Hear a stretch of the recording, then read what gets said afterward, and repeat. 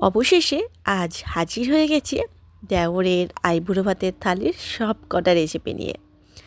তো অনেক বড় ভিডিওটা হবে, বলতে পারো ছোটোখাটো একটা ব্লগে। তাহলে আমার সাথে থাকো আর প্রত্যেকটা রেসিপি দেখতে থাকো। ফার্স্টেই বসিয়ে নিচ্ছি পায়েসটা। যে কোনো শুভ দিনে আমাদের প্রত্যেকটা বাঙালি বাড়িতে তো পায়েসটা হয়ই হয়। তো দুধটাকে বেশ ভালো করে গরম করে নিয়েছিলাম। তারপর সেখান থেকে কিছুটা দুধ তুলে রাখছি ওই পাউডার দুধ একটু ঘুলে নেওয়ার জন্য। আমি এখানে এমনি গরুর দুধই নিয়েছি, বাড়িতে যেটা ছিল সেটা দিয়েই বানাচ্ছি। তাছাড়া প্যাকেট দুধ দিয়ে বানালে পরেও কিন্তু পাউডার দুধ দিলে সে পায়েসটা খেতে খুবই ভালো লাগে। ওই অল্প একটু পায়েস বানাবো তো নিয়ম রক্ষার জন্য, তাই আমি গরুর দুধ দিয়েই বানাচ্ছি। আর এখানে দেখো আমি চালটাকে 1 চামচ ঘিয়ের সাথে একটু মাখিয়ে কিছুক্ষণের জন্য রেখে দিয়েছিলাম, আর সাথে অল্প একটু লবণ দিয়েছিলাম, একদম 1 চিমটে মতন। সারা দিন লেগেছিল, অনেক কাজ ছিল, কেননা একা হাতে অনেক কিছু কাজ তো, তাই একটু সময় লেগেছে। আর তারপরে আর শরীর একদমই চলছিল না। কাজু কিশমিশটা দিয়ে দিয়েছি, আর 2টো ছোটো এলাচকে ফাটিয়ে ঢাকা দিয়ে দিলাম, তাতে করে পায়েসটা আমাদের খুব তাড়াতাড়ি হয়ে যাবে। আর ওইদিকে দেখো কড়াইটা বসিয়ে নিয়েছি, সর্ষের তেল গরম করে নিয়েছি, গোটা জিরে দিয়ে দিয়েছি, আর তার সাথে একটু 5 ফোড়ন দিয়েছি, 2টো তেজপাতা দিয়ে পালং শাকটা দিয়ে দিলাম।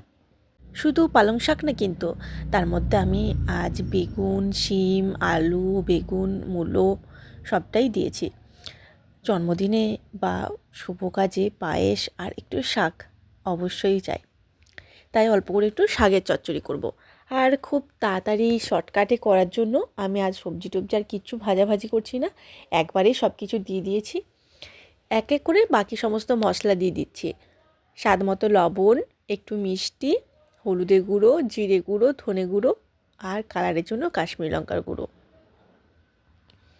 শাকটা ফার্স্ট অনেকটা ছিল, একটু লবণ দেওয়ার সাথে সাথে শাকটা দেখো কমে গেছে অনেকটাই, আর শাক থেকে কিন্তু অনেকটাই জল বেরিয়ে গেছে, আর আলাদা করে আমাদের জল দেওয়ার প্রয়োজন নেই। পোলাও বানাবো।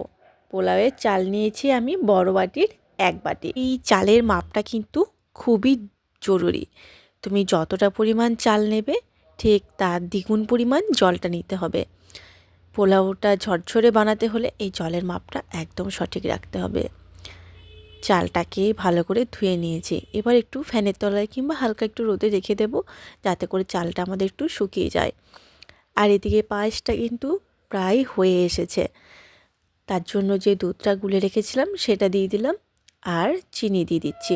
খুব বেশি মিষ্টি আমি একদমই করব না, অল্প একটু চিনি দিয়েছি, আর দিয়ে দিচ্ছি একটু খেজুর গুড়ের পাটালি। আজ একটু মানে খেজুর গুড় দিয়ে পায়েসটা খেতে খুব ইচ্ছা গেল। শীতের এই ফার্স্ট নলেন গুড়ের দিয়ে পায়েস বানানো হচ্ছে। ব্যাস চিনি গুড় ভালো করে একটু মিশিয়ে নিয়েছি, নামিয়ে নিয়েছি। আর এদিকে আমার চালটাও কিন্তু শুকিয়ে গেছে, এবার ম্যারিনেট করে নেবো। ওইদিকে 1-2 চামচের মতন ঘি, 1 চামচের মতন গরম মশলার, এইটুকুই এখন থাক। বাকিটা গ্যাসটা কড়াই বসানো আছে 2টো, একদিকে এই পোলাওটা বসাবো, আরেকদিকে একটু চাটনি বসাবো। তার জন্য সর্ষের তেলের মধ্যে 5 ফোড়ন, শুকনো লঙ্কা, তেজপাতা দিয়ে একটু নাড়াচাড়া করে ফোড়ন থেকে যখন মিষ্টি একটা গন্ধ বেরিয়ে আসবে তখন টমেটোটা দিয়ে দেব। টমেটোটাকে দিয়ে একটু বেশ ভালো করে নাড়াচাড়া করে নেব। আর আজ কিন্তু কোনো কাটাকুটি কিচ্ছু করিনি, যেমনটা রান্না করেছি ঠিক সেইভাবেই দেখিয়েছি তোমাদেরকে। কেননা আজ কোনো ভালো ভিডিওটা ভালোবাসার বা কোনো কিচ্ছু নেই, একা হাতে চারিদিকে ছুটে ছুটে রান্না হয়েছে, তাই পুরোটা দেখিয়েছি। তাই অন্যান্য দিকটা তোমরা একটু অ্যাভয়েড করো। টমেটোটাকে নাড়াচাড়া করে নিয়েছি, এবার ঢাকা দিয়ে দিলাম। এবার চালটা বাকিটা ম্যারিনেট করব। দিয়ে দেবো রঙের জন্য হলুদের গুঁড়ো। তোমরা যদি কালার দিতে চাও সেক্ষেত্রে তোমরা কালার দিতেও পারো, তো আমি সবসময় এই একটু হলুদ গুঁড়ো দিয়েই বানাই। আবার আর একটা প্রসেসেও বানাতে পারো তোমরা, ঘিয়ের সাথে হলুদটাকে একটু গরম করে নিয়ে সেটা চালের মধ্যে দিতে পারো। আর দিয়ে দিলাম একটু গরম মশলার গুঁড়ো, দিয়ে দিচ্ছি আদা গ্রেট করে নিয়ে। আর আমি আগে না ওটা গোলমরিচের গুঁড়ো দিয়েছিলাম, এখন গরম মশলার গুঁড়ো দিলাম। আদাটা দেওয়ার পর এবার সব কিছুকে বেশ ভালো করে মিশিয়ে নেব। মিশিয়ে নিয়ে কিছুক্ষণের জন্য এটা রেস্টে রেখে দিতে পারো। তো আমার আজ একদম টাইম নেই হাতে, তাই এটাকে সাথে সাথেই আমাকে বানাতে হবে। কড়াইয়ের মধ্যে দিয়ে দিলাম ঘি আর অল্প একটু সাদা তেল, তাতে করে খুব ভালো আমাদের পোলাওটা হবে। তেজপাতা আর ছোটো এলাচ দিয়েছি, দিয়ে একেবারে কাজু কিশমিশটা একসাথেই দিয়ে দিয়েছি। গ্যাসের ফ্লেমটাকে কিন্তু একদমই লোতে রেখে ঘিটা দেবে, তা না হলে ঘিটা খুব তাড়াতাড়ি গরম হয়ে যাবে আর কাজু কিশমিশগুলো তোমার কিন্তু পুড়ে যাবে। একদম লো ফ্লেমে কাজু কিশমিশটা হালকা করে ভাজতে থাক। আর এইদিকে আমরা চাটনিটা দেখি কত দূর হলো। টমেটো আমাদের প্রায় গলে এসেছে, একটু খুন্তির সাহায্যে একটু কেটে কেটে দিয়ে চাটনিটা আমাদের কমপ্লিট করে ফেলতে হবে। দিয়ে দেবো চিনি। তার আগে কাজু কিশমিশটাকে আবার একটু নাড়াচাড়া করে যে চালটা ম্যারিনেট করে রেখেছিলাম সেই চালটা দিয়ে দিই। চালটা ততক্ষণ আস্তে আস্তে ভাজতে থাক, আমি ওই দিক দিয়ে চাটনিটা নামিয়ে ফেলতে পারবো। আচ্ছা, আমি যতক্ষণ কাজগুলো করছি তোমরা কে কোথা থেকে আমার ভিডিওটা দেখছো ছোট্ট একটা কমেন্ট করে জানিও, তবেই তো তোমাদের ধন্যবাদ দেব। আর আমার কোন রেসিপিটা তোমাদের সবথেকে বেশি ভালো লাগলো সেটাও একটু জানিও। অনেক কটাই পদ আমি নতুন রেসিপি শেয়ার করছি, তো পরে তোমাদের সাথে শুধুমাত্র স্পেশালি সেই রেসিপিগুলোই আমি আবারও শেয়ার করব। চাটনির মধ্যে চিনি দিয়ে দিয়েছি, কিন্তু চিনিটাকে একটু নাড়াচাড়া করে গলতে দিয়ে দিলাম। আর এইদিকে পোলাওয়ের জন্য যে চালটা দিয়েছিলাম সেই চালটাকেও একটু নাড়িয়ে নিচ্ছি, যাতে করে সমানভাবে প্রত্যেকটা চাল আমাদের ভাজা হয়ে যায়। কেননা এই চালটা ভাজাটা খুবই দরকার, ভালো করে একটু ভাজা হলে খেতে খুবই ভালো হয়। আর ওইদিকে চাটনির মধ্যে আমসত্ত্ব, খেজুর, কাজু, কিশমিশ সব কিছুই দিয়ে দিলাম।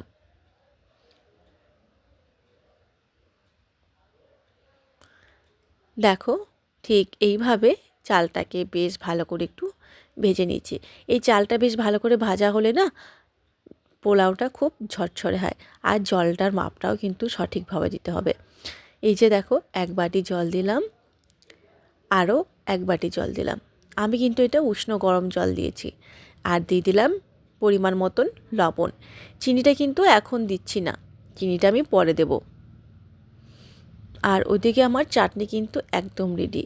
শেষে আমি একটু ভেজে রাখা 5 ফোড়নের গুঁড়োটা দিয়ে চাটনিটাকে আমি নামিয়ে নেব। এদিকে পোলাওটা দিয়ে দিলাম ঢাকা। পোলাওটা এদিকে হতে থাক। পোলাও কিন্তু আমাদের হয়ে এসেছে প্রায়। একটু জল জল থাকতে থাকতেই এটার মধ্যে আমাদের দিয়ে দিতে হবে চিনি। আর দমে দেওয়ার জন্য আমাদেরকে একটা তাওয়ার মধ্যে বসিয়ে নিতে হবে। তাওয়ার মধ্যে বসিয়ে নিলে পোলাওটাও কিন্তু খুব আমাদের ঝরঝরে হয়। আর আমি আজকের পোলাওটা খুব বেশি মিষ্টি করব না, তাই অল্প পরিমাণেই চিনি নিয়েছি। তোমরা যারা খুব বেশি মিষ্টি খেতে ভালোবাসো পোলাওয়ে, তারা অবশ্যই দিও। তবে মাংসের সাথে বা যে কোনো কিছুর সাথে একটু ঝাল ঝাল পোলাওটা খেতে বেশি ভালো লাগে। এবার চিনিটাকে আলতো হাতে পোলাওয়ের সাথে বেশ ভালো করে মিশিয়ে নেব। মেশানো হয়ে গেছে, এবার ঢাকা চাপা দিয়ে তার মধ্যে কিছুক্ষণ দমে রেখে দেব। আমাদের পোলাও রেডি। এবার চলে এসেছি মাটন নিয়ে। পোলাওটা কিন্তু বেশ ঝরঝরে হয়েছে। ক্যামেরাটা অনেকটা দূরে আছে, কিন্তু তাও দেখো বুঝতে পারবে যে পোলাওটা এখন গরমেই কতটা ঝরঝরে আছে। ঠান্ডা হয়ে গেলে ওটা আরও ঝরঝরে হয়ে যাবে। পোলাও আমাদের একদম রেডি। এবার পালা মটনের। মটনটাকে আমাদের কিছুক্ষণ ম্যারিনেট করে নিতে হবে, তারপর পেঁয়াজ টিয়াজ সব কিছু ভেজে নিতে হবে। তার আগে পাঁপড় ভাজার পালা।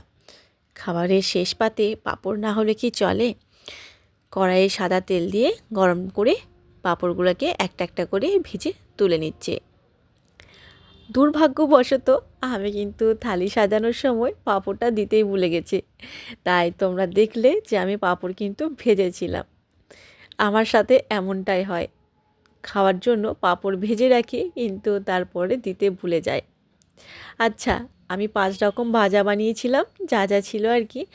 তো তার মধ্যে আমি একটু বড়ি ভেজেছিলাম, আর দিয়ে দিচ্ছি বেগুন, আর ছিল আলু, আর তোমার একটু ফুলকপির পকোড়া করেছিলাম আমি। ফুলকপি ভাজাটা সবসময় তো ভালো লাগে না, তাই একটু ফুলকপির পকোড়া করেছিলাম। বেগুনটার মধ্যে লবণ মাখিয়েছিলাম, আর তার সাথে আলু শিম সবই ছিল। শিমগুলোকে ফার্স্ট একটু ভেজে নেব, কেননা শিম ভাজতে তো খুব বেশি তেলের প্রয়োজন হয় না, তাই একটু তেলের মধ্যেই হলুদ দিয়ে শিমগুলোকে ফার্স্ট ভেজে নিই। আর সময় তো একদমই লাগে না, কিছুক্ষণের মধ্যে শিম ভাজা হয়ে যায়।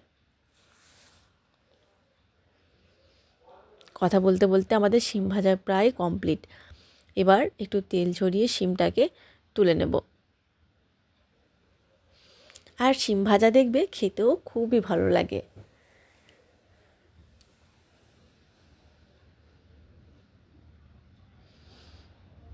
আর এত তরিতরকারি থাকলে ভাজা ভাজা আর কি খাওয়ার তো লোকই থাকে না, তাই খুব অল্প অল্প করেই সব কিছু ভেজেছি। বললাম না ফুলকপির পকোড়া বানাবো, তার জন্য আমি এদিকে একটু ছোট্ট বাটির মধ্যে জল গরম বসিয়েছিলাম, আর অল্প একটু লবণ দিয়ে নিয়েছি ফুলকপিগুলো একটু ভাপিয়ে নেওয়ার জন্য। জাস্ট জলটা গরম হয়ে যাবে আর ফুলকপিটা দিয়ে নামিয়ে নেব। আর এদিকে আমি আলুটা ভাজতে দিয়ে দিলাম, লবণ হলুদ দিয়ে একটু চাকা চাকা করে আলুটা দিয়েছি। গ্যাসটাকে আমি একেবারে অফ করে নিয়েছি। ফুলকপিটার দিকে একটু ভাপে থাক, আর এদিকে আলুটাকেও একটু উল্টে পাল্টে দিচ্ছি। ওপর দিয়ে একটু পোস্ত দিয়ে দিলাম। পোস্ত না দিলে কি ভালো লাগে খেতে? যে কোনো ভাজার উপর একটু পোস্ত ছড়ানো থাকলে দেখবে খেতে কিন্তু খুবই ভালো লাগে। আলু ভাজাও ডান আমাদের। আচ্ছা, এবার পালা বেগুনের। 2 পিস মাত্র বেগুন ভেজেছিলাম, কেননা এত ভাজাভুজি কেউ খেতে চায় না, কেননা অনেক কটা পদ রান্না হয়েছিল, তার জন্য স্পেশালি ওর জন্য 2 পিস বেগুন ভেজেছিলাম। কড়াই যেহেতু অনেকটা পরিমাণ তেল ছিল, তাই আবারও একটু তেল দিয়ে এবার মাটনের আলুগুলোকে ভেজে নেব। এই আলুগুলো আগে একটু ভেজে রাখলে কাজটা অনেকটা এগিয়ে যায়, তাই লবণ আর হলুদ দিয়ে দিলাম। একটু তেলের মধ্যে বেশ নাড়াচাড়া করে দিয়ে দিচ্ছি ডুমো ডুমো করে কেটে রাখা আলু। আর আলুটা একটু ভেজে দিলে খেতে দেখবে বেশ ভালো লাগে, কেননা মটনের সব কিছুই খেতে ভালো লাগে। পাতলা ঝোলটা দিয়েই কিন্তু ভাত খাওয়া হয়ে যায়। আর আমি আজ কিন্তু খুব একটা গ্রেভিটা ঘন করব না, একটু পাতলাই করব। মাটনের মধ্যে দিয়ে দিলাম টক দই আর লবণ। এবার দিয়ে দিচ্ছি জিরে গুঁড়ো। আমি সব মশলা কিন্তু একবারেই দিয়ে দিচ্ছি, তাই আমি এখানে ছোটো চামচে 3 চামচ জিরে গুঁড়ো নিয়েছি। আর আমার এখানে 1 কিলো মতন মটন ছিল। হলুদে গুঁড়োও আমি দিয়ে দিয়েছি 3 টেবিল চামচের মতন, আর একই পরিমাণের ধনে গুঁড়োও দিয়ে দিয়েছি। কালারের জন্য আমি এখানে কাশ্মীরি লঙ্কার গুঁড়ো নিয়েছি ঠিক সম পরিমাণে। এদিকে আলুগুলোকে একটু উল্টে দেব, তা না হলে একটা পিঠ পুড়ে যাবে আর একটা পিঠ কাঁচা থেকে যাবে। দিয়ে দিচ্ছি গরম মশলার গুঁড়ো আর একটু মিট মশলা। মাটনের মধ্যে একটু মিট মশলা দিলে কিন্তু খেতে বেশ ভালোই লাগে। এবার সব কিছুকে বেশ ভালো করে মাখিয়ে নিতে হবে। দাঁড়াও, মেন জিনিসটা তো দিতেই ভুলে যাচ্ছি। আদা রসুন পেঁয়াজের পেস্ট না দিলে খেতে কি আর ভালো লাগে? আর তার সাথে আমি কয়েকটা কাঁচা লঙ্কাকেও একই সাথে পেস্ট করে নিয়েছিলাম। প্রত্যেকটা মাংসের গায়ে বেশ ভালো করে মাখিয়ে নিয়েছি। এবার আলুগুলোকেও ভেজে তুলে নিয়েছি। এবার ওই কড়াইয়ের মধ্যেই আবারও দিয়ে দিচ্ছি লবণ আর একটু হলুদের গুঁড়ো। একটু বানাবো ফুলকপির রোস্ট। ফুলকপিটাকেও ভেজে নিই, একদম কড়া করে ভাজবো না, একটু হালকা করে ফুলকপিটাকে আমাদেরকে ভেজে নিতে হবে। ফুলকপির রোস্ট খেতে কিন্তু এই শীতকালে খুবই ভালো লাগে। ফুলকপিটাকে নাড়াচাড়া করে এবার ঢাকা দিয়ে দিলাম।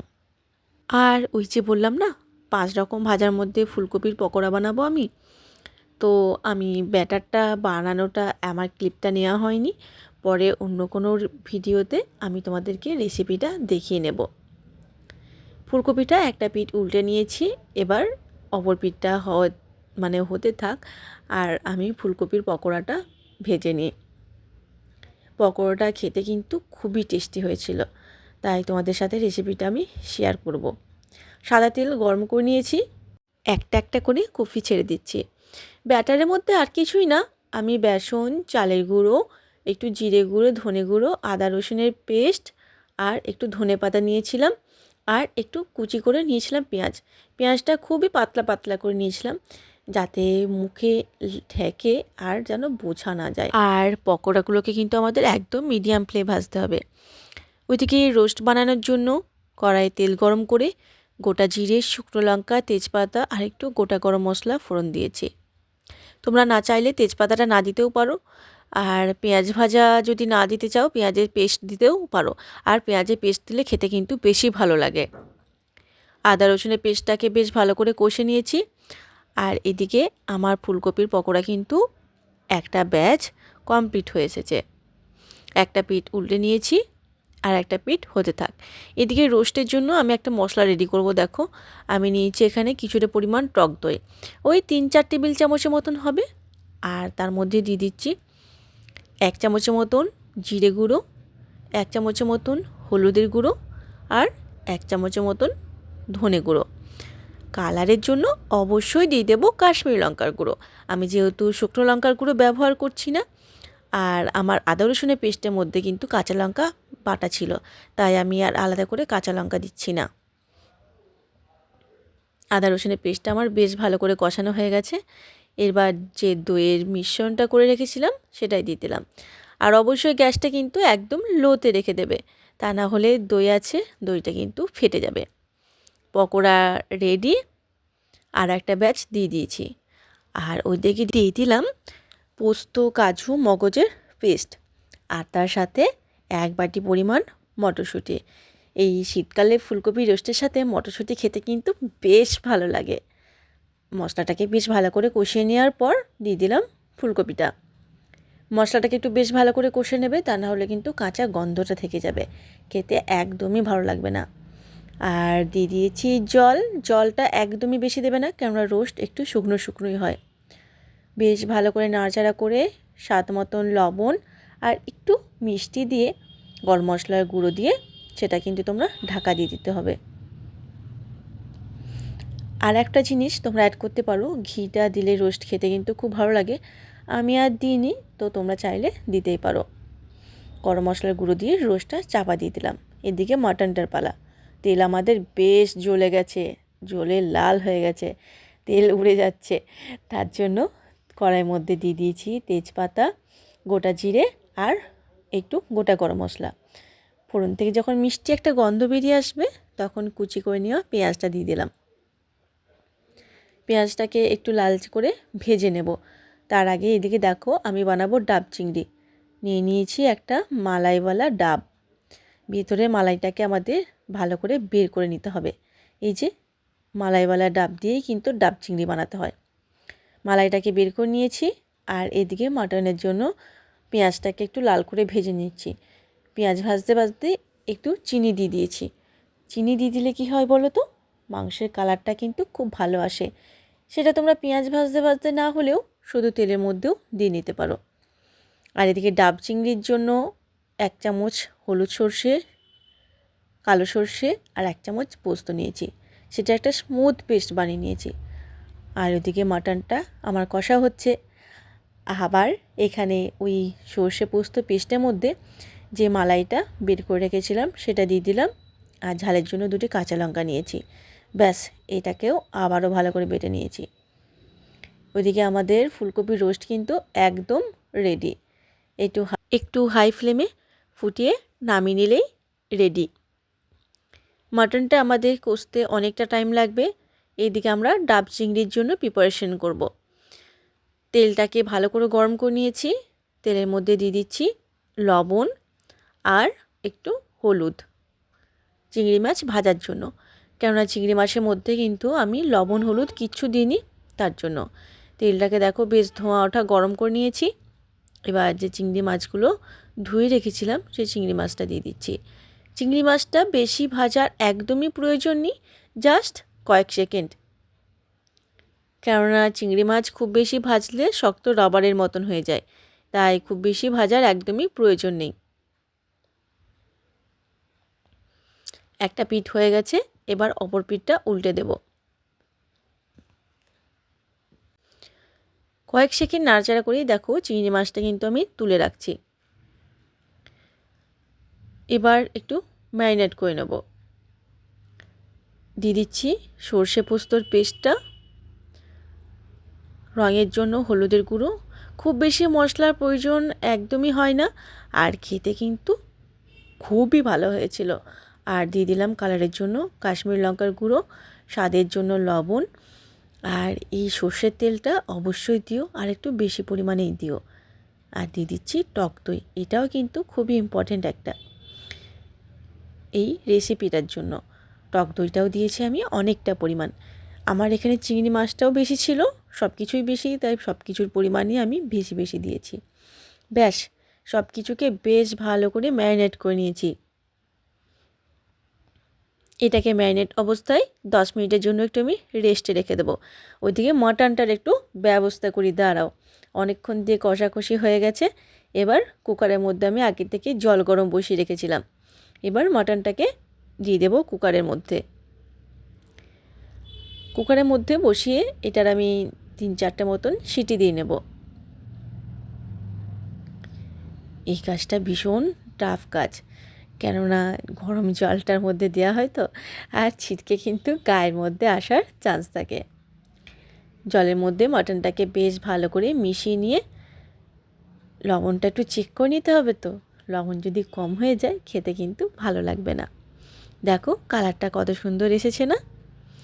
আর একটু পাতলা পাতলাই করব, খুব বেশি গ্রেভি রাখবো না আমি, ঠিক এই রকমটা।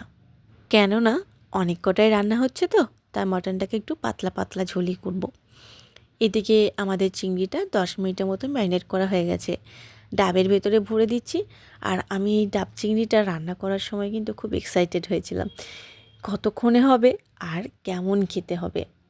এই যে ডাবের যে জলটা ছিল, সেই জলটা বাটিটা ধুয়ে দিয়ে দিলাম, কোনো কিছুই ফেলে দিইনি কিন্তু। সত্যি বলতে খেতে কিন্তু অপূর্ব হয়েছিল। প্রথমবার বানিয়েছিলাম দেখে কিন্তু মনে হয়নি, আর খেয়েও মনে হয়নি। আর একটা কথা বলি তোমাদের, এটা দুইভাবেই বানানো হয় ডাব চিংড়িটা। তোমরা এইভাবে জলে বসিয়ে ভাপিয়ে নিতেও পারো, অথবা পুড়িয়ে নিতেও পারো। তবে সত্যি বলতে আমারটা এইভাবে ভাপিয়ে হয়নি, কিন্তু আমি পুড়িয়ে নিয়েছিলাম, কেননা কড়াই থেকে আমার ডাবটা অনেকটাই বাইরে বেরিয়েছিল। এই যে আরও একটা স্পেশাল জিনিস নিয়ে চলে এসেছি, কাঁকড়ার কষা বানাবো। শুধু দেওরের পছন্দ বললে ভুল হবে, আমারও খুব পছন্দের।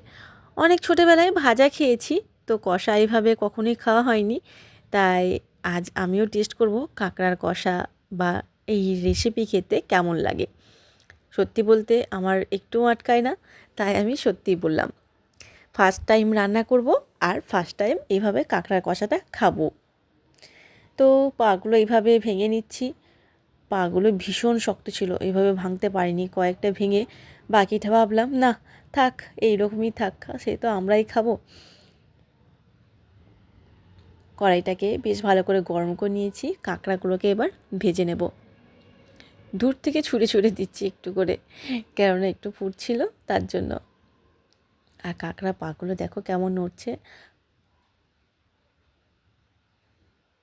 মায়াও লাগছিল, দেখে মনে হচ্ছিল যেন বেঁচে আছে। তারপরে গরম তেলে দেওয়ার পর এইভাবে পাগুলো নড়ছে, কিন্তু কি করা যায়, খাওয়ার জন্য তো রান্না করতেই হবে। এপিট ওপিট করে কাঁকড়াগুলোকে একটু লালচে করে ভেজে নেব। দিয়ে দিচ্ছি লবণ আর একটু হলুদের গুঁড়ো, যেহেতু তেলের মধ্যে লবণ হলুদ কিছু দিইনি। লবণ হলুদ দিলে কাঁকড়ার কালারটা বেশ ভালো আসবে। আর তোমরাও একটু দেখে বলো তো আমার রেসিপিটা কেমন হলো, কাঁকড়ার রেসিপিটা। কোথাও যদি ভুল হয়ে থাকে সেটাও তোমরা সংশোধন করে দিও। ওই যে বললাম না ফার্স্ট টাইম বানিয়েছি, তার জন্য। খেতে কিন্তু ব্যাপক হয়েছিল। ভাজা হয়ে গেছে, কাঁকড়াগুলো এবার তুলে রাখবো।